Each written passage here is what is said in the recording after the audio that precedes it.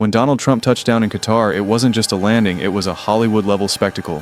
Fighter jet escorts, a billion-dollar private jet gift, and deals so massive they'll rewrite global power plays. But here's the explosive question. Was this diplomacy or the ultimate business move? They rolled out a red carpet. They gave him a $400 million jet. But what did Qatar really want from Trump?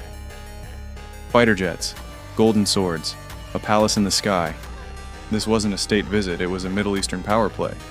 When Donald Trump entered Qatar's airspace, the scene was nothing less than a Hollywood royal action sequence. Qatar Air Force's F-15 fighter jets gave Air Force One a grand escort. To welcome President Trump on the red carpet, Qatar's Emir, Tamim bin Hamad Al Thani, himself arrived in person. Under the watch of Qatar's royal guards, this lavish and regal reception outside the airport included a long motorcade of luxury vehicles, all decked out with wealth. Modified Tesla Cybertrucks were part of the convoy. This wasn't just a diplomatic visit, it was a royal power show. Such a protocol had never been extended to any US president or world leader before by Qatar.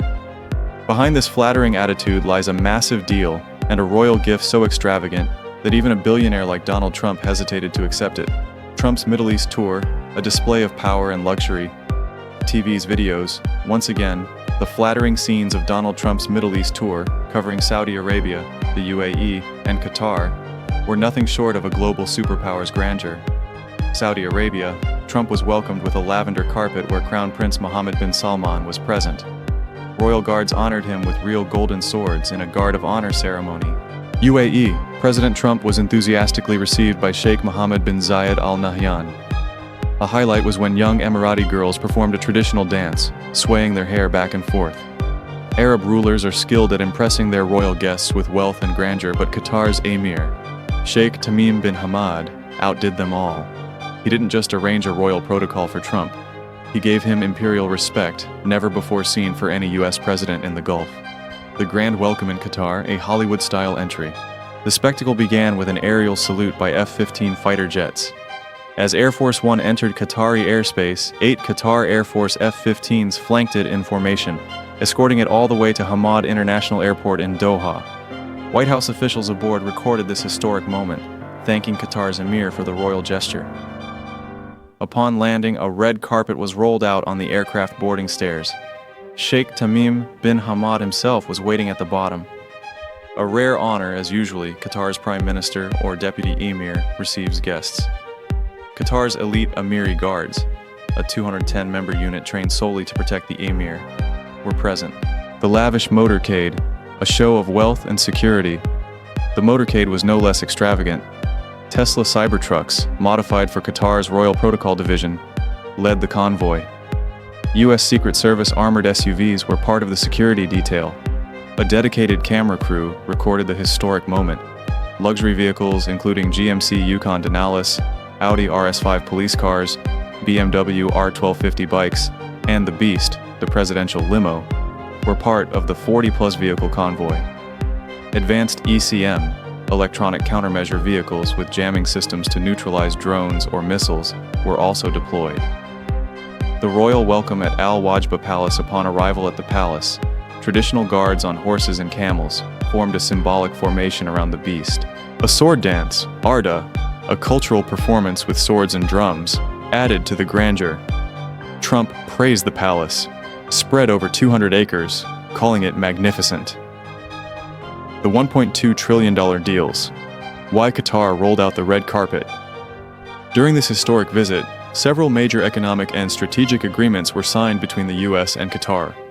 Boeing's largest ever order, $96 billion for 210 aircraft from Qatar Airways. MQ-9B drones deal, $1.96 billion for cutting-edge surveillance drones. Energy, defense, and quantum computing partnerships. The White House stated that Trump secured $243 billion in direct deals, with a long-term economic impact estimated at $1.2 trillion. The controversial $400 million gift, a palace in the sky. In return, Qatar's Emir gifted Trump a Boeing 747-8, originally designed for Qatar's royal family and dubbed Palace in the Sky. Estimated value, $400 million, one of the most expensive diplomatic gifts ever. Features: 2 full bathrooms, 9 laboratories, master and guest bedrooms, multiple lounges, and a private office. Capacity, 89 passengers. The ethical and legal controversy under the U.S. Constitution's Foreign Emoluments Clause, federal officials, including the president, cannot accept expensive gifts from foreign governments without congressional approval. Democrats accuse Trump of corruption, arguing that such gifts influence policy. Trump's defense: why shouldn't I accept Qatar's gift? We give so much to everyone. What's wrong with receiving? Trump's business expansion in the Middle East reports suggest that the Trump Organization, run by his sons, has rapidly expanded in the Middle East. Dubai, Trump International Hotel and Tower. Jeddah, Trump Tower. Muscat, new hotel. Doha, luxury golf resort in partnership with Qatar's sovereign wealth fund. CNN's investigation found that Trump's business in the Middle East has tripled in recent years.